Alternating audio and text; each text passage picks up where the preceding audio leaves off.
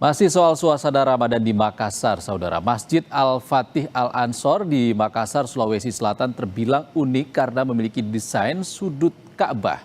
Kehadiran masjid ini menjadi daya tarik tersendiri bagi warga. Tak hanya untuk beribadah, banyak jemaah datang untuk melepas rindu suasana tanah suci.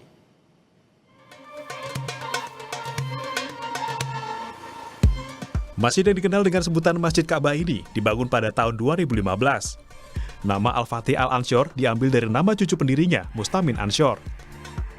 Masjid ini berdiri di atas lahan seluas 600 meter persegi dengan lebar 9 meter, panjang 17 meter, dan tinggi 12 meter. Angka-angka tersebut memiliki makna religius mulai dari bulan pembangunan, jumlah rakaat sholat wajib, hingga filosofi rukun Islam dan rukun iman. Bermula terinspirasinya daripada pendiri masjid, yakni sedang melaksanakan umroh. Beliau terinspirasi pada saat melaksanakan umroh, akan membikin ketika sudah sampai di Indonesia mau membuat masjid yang miniaturnya sama persis dengan Ka'bah yang ada di Baitullah. Kemudian terinspirasilah beliau untuk membangun masjid ini.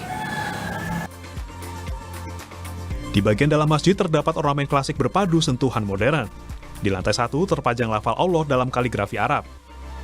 Sementara di lantai 2 terdapat ornamen kayu besi yang didatangkan dari Kalimantan berbentuk pohon yang dihiasi 99 Asmaul Husna. Dengan keunikan arsitektur dan nilai spiritual yang kuat, Masjid Ka'bah tak hanya menjadi tempat ibadah, namun juga simbol kerinduan dan kecintaan umat Islam terhadap Baitullah di Kota Makassar.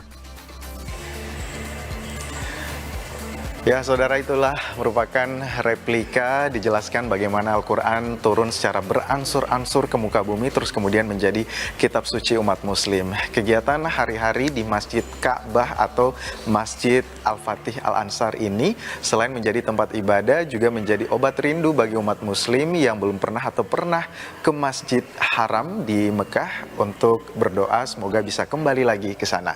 Saya Gufran Lamataha, Rama Pratama, Kompas TV Makassar, Sulawesi Selatan.